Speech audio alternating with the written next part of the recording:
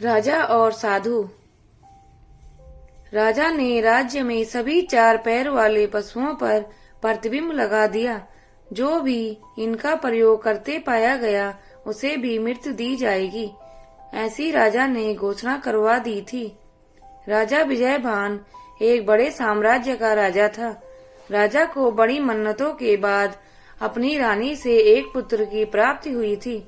राजा अपने राजकुमार से अत्यधिक प्रेम करते थे, उसकी हर जिद और इच्छा की पूर्ति करते थे।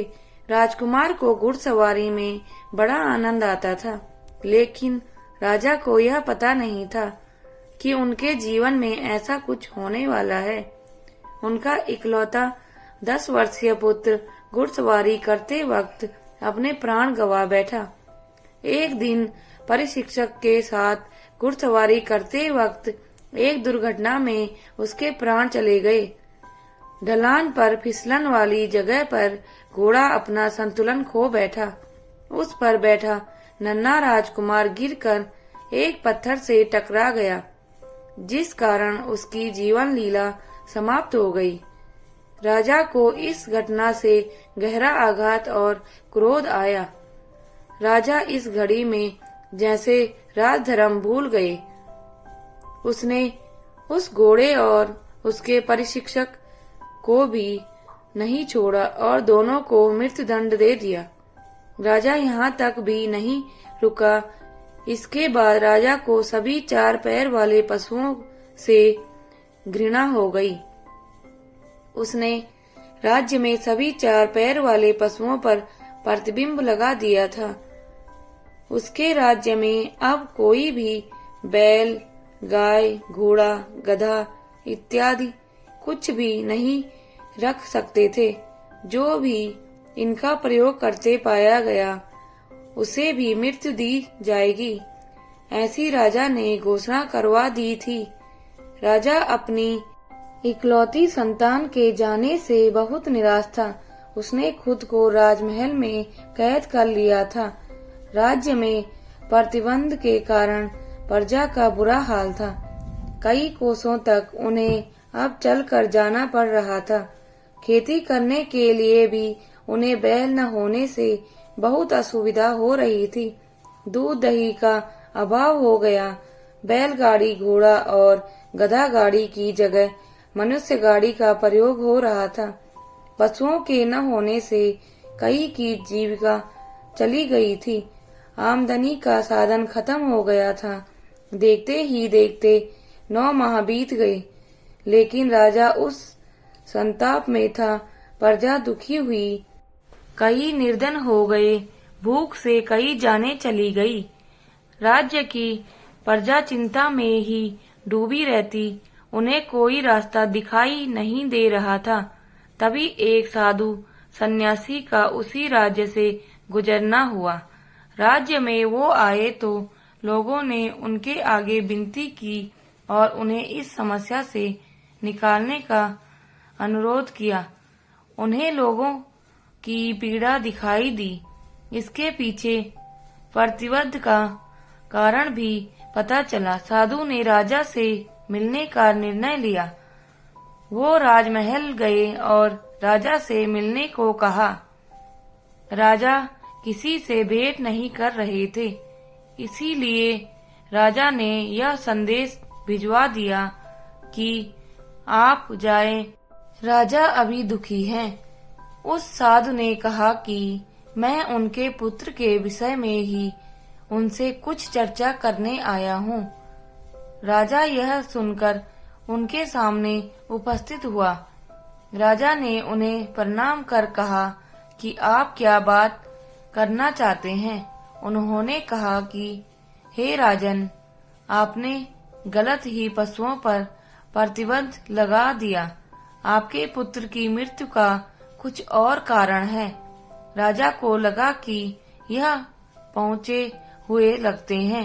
मन ही मन कुछ समय उसने विचार किया और फिर कहा, क्या हमें बताइए, ऐसा क्या है जो आप जानते हैं और मैं नहीं।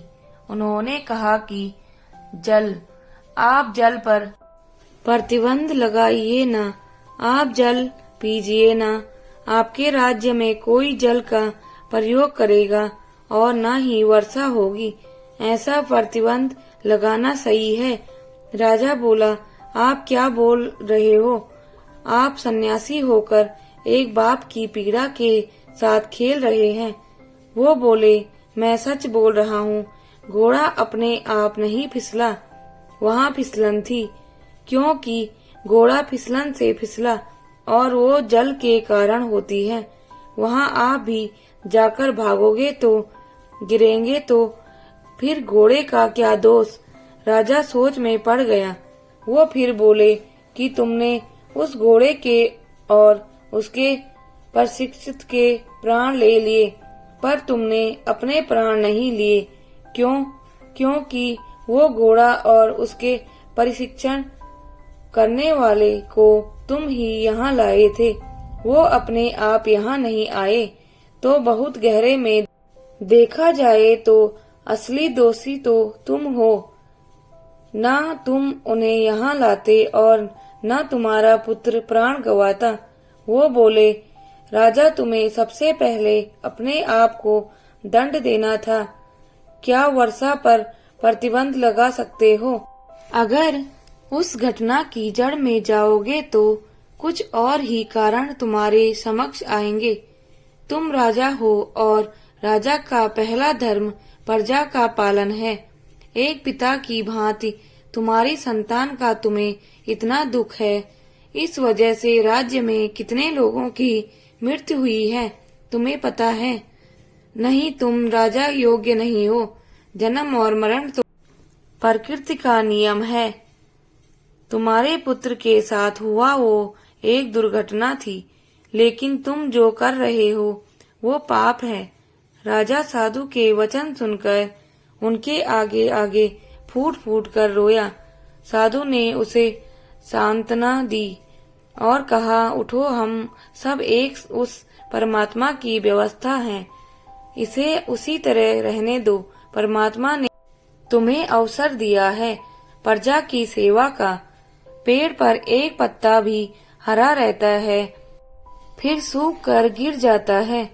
हर छोटी बात हमें परमात्मा के नियम से अवगत कराती है।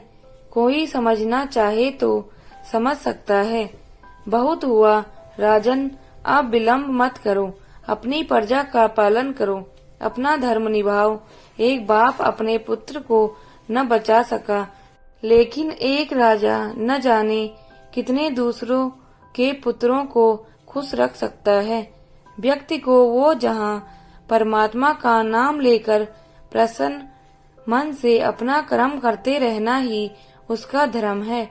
अपना धर्म निभाना है और उसके दिए इस अमूल्य जीवन को जीना है। राजा की आंखें खुल गई। अपने इस कृत्य के कारण उसके राज्य में जो हानि हुई थी वो उसे पूरा करने में लग गया।